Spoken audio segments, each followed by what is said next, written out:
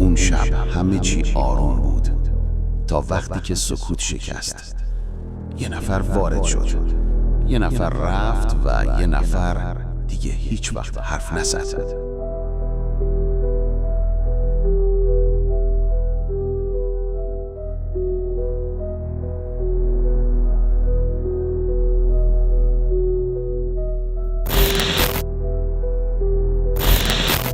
خونه خیلی ساکته،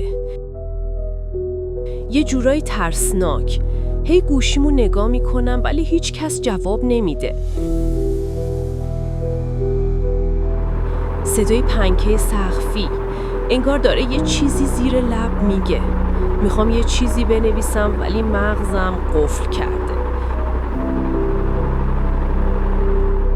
دوباره میرم در رو قفل میکنم واسه محکم کاری.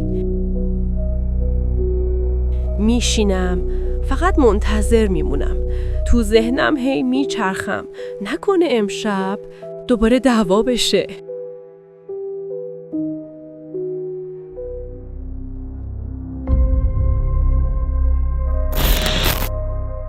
همیشه میگفت زیادی ساکتم، ولی خب سکوت یعنی کنترل. بهشون گفتم دیر رسیدم، ولی اون داده های یه چیز دیگه میگن. میدونم چی تو ذهنشونه، میدونم اون از چی میترسید. ترس مثل آینه است و آینه ها همیشه راست نمیگن. نیومدم حرف بزنم، اومدم که این سکوت لعنتی رو تموم کنم.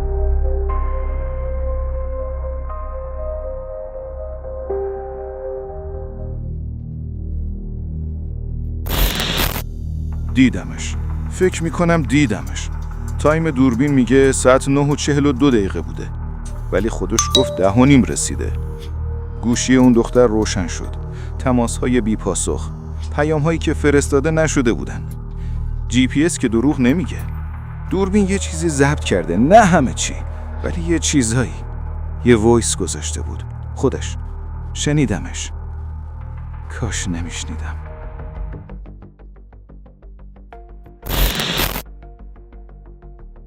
نه سلاحی داریم، نه شاهدی.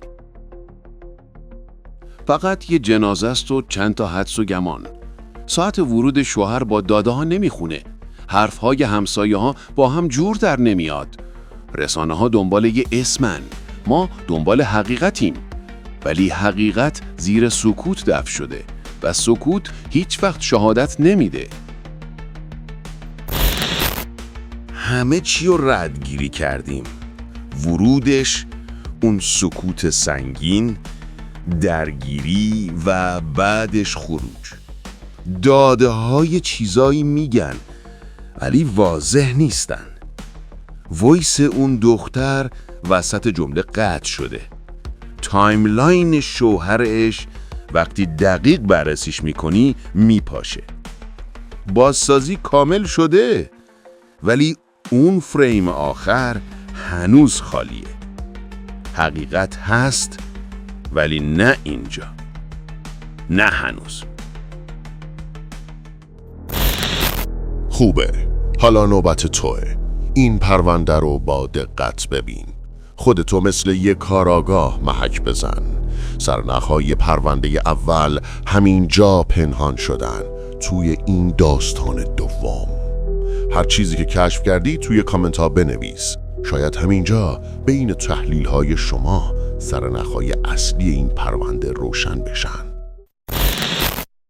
گفتن نابغه‌ام، ولی هیچ کس نفهمید چرا داشتم جنازه جمع می کردم.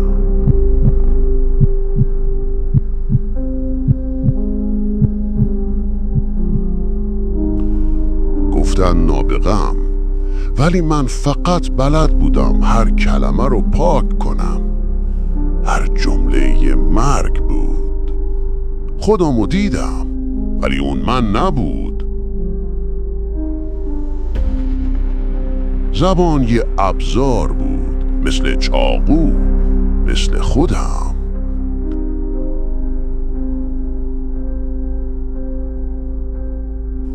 اونا فکر میکردن دارم تحقیق میکنم، ولی من داشتم انتخاب میکردم. هر سایه قربانی بود، هر قدم یه تصمیم. اون عکس من نبود، فقط نقابم بود. باهوش بودم و کشنده.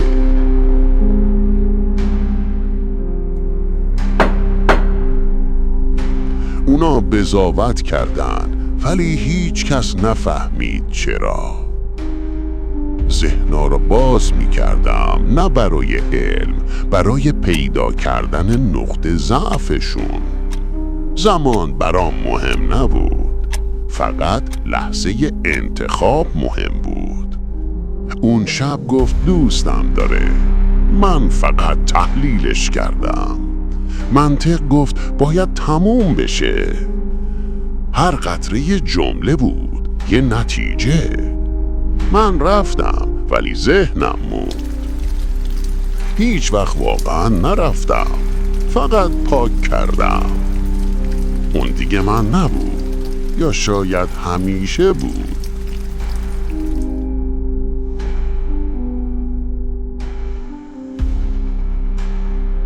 من نکشتم، اصلاح کردم.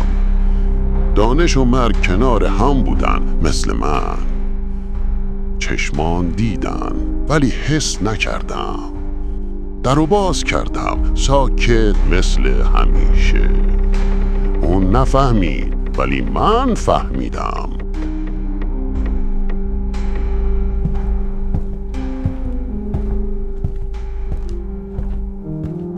ابزارم ساده بود، ذهنم نه.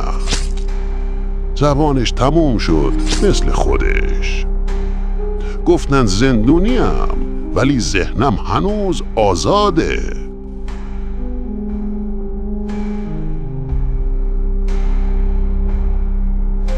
هر کتاب براشون یه دلیل بود، یه توجیه، ولی من فقط فکر میکردم. من منطقم، اونا هرج و مرج.